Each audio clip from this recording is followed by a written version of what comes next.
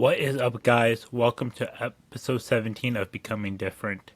Go check out all these products at Old School Labs with code JSINGER for 12% off. You can get yourself pre-workout, nitro oxide, get yourself vintage burner, lava 196, natty, intro workout. You can get yourself replica GH, or you can get yourself protein powder. All of them are products that I use for Old School Labs, and I enjoy using these products. I recommend Old School Labs, code JSINGER for 12% off. Now let's get into the video. First, I wanted to let everyone know I'm going back to college, so be patient with the uploads. Sometimes they might be a little bit longer than expected when they come out. So, apologies for that, but I'm going to keep going at it once a week, once a video. So, with that being said, we're going to get into the Masters, Mr. Olympia. And big result. So, Kamal Al-Gharni came out of nowhere and shocked the world. The original Giant Killer destroyed it. He beat Max Charles. He beat Phil Kahar. And he did it. Congrats to him for that. Phil Kahar said that he had a stomach virus or stomach issue like a week out, and that's what caused him to miss his peak or not be as well. And so I can't blame Phil for that. You know, it's a tough situation for him. And then Max Charles, he came in one of his all-time best. He looked so good. And it was really close. I think he could have also won. You could have made the argument for him. I think Kamal just beat him on conditioning and completeness. Because Kamal was so compact on stage. He looked so good. His abs and thighs looked good. His back had really good width, really good thickness, really good density. And he, as I said, he was shredded. The most shredded on that stage for sure. And so hats off to him for the win.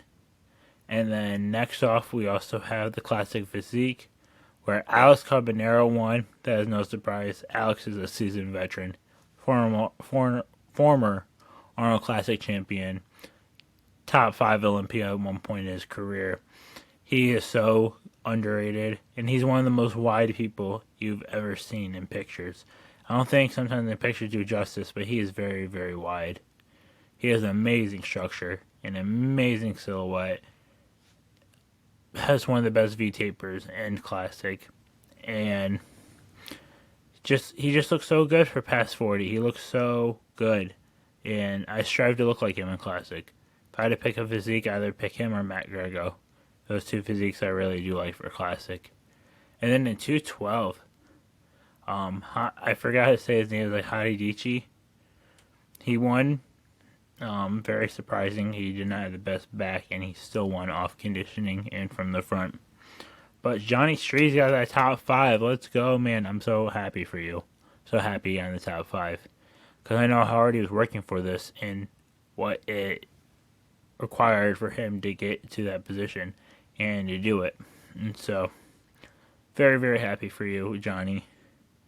Best of luck for any future competitions you do.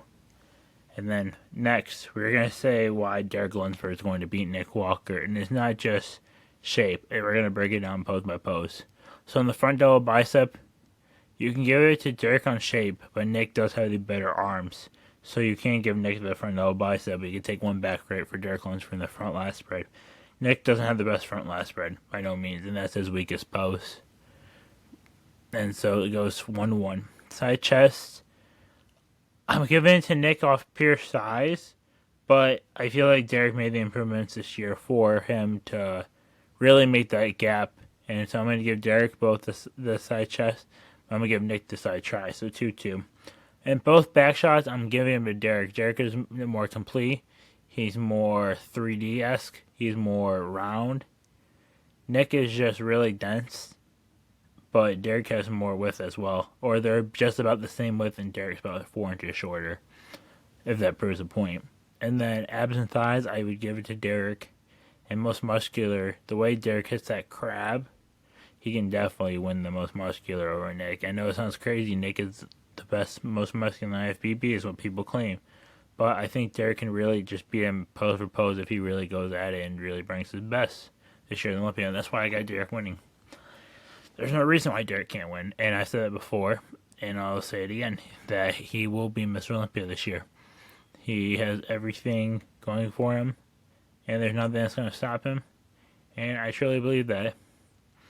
And we looking at possibly who's going to be in that second call out than Mr. Olympia, because it's going to be the 6th or 7, possibly. And you got the people on the outside, which is that going to be Brandon? Is that going to be Rami? Is that going to be Ian? Is it possibly going to be like Ross Flanagan? Could it be Tony O'Byrne? Could it be Brent Wilkin? Can it be Justin Shire? It's a really hard question to tell who can be in that call out. Because Andrew Jack's moving up, Michael Kriza's moving up. Michael Kriza might be the center of that second call out if he's even in the second call out. Right, and God, I can't even see Big Ramy in the top 8 this year. These guys are just all looking so amazing. So much improvement between Andrew and Hunter and Nick and Derek and Hottie and Sampson. That's just 6 guys I just named there. And then Michael Kriza, 7 guys I think could go ahead of Ramy right now. Brandon possibly being 8. That's a ton of guys. And so there's going to be a lot of names out of this top, I say 10, 15, that we're going to be like, whoa, I can't believe it. Because there is so many qualified, like Andre Presti, you got Hassan Mustafa, you have Phil Kahar again, you got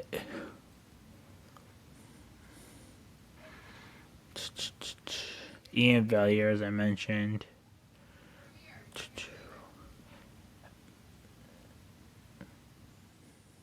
And then whoever wins this Italy show, right? You have so many different names that are qualified.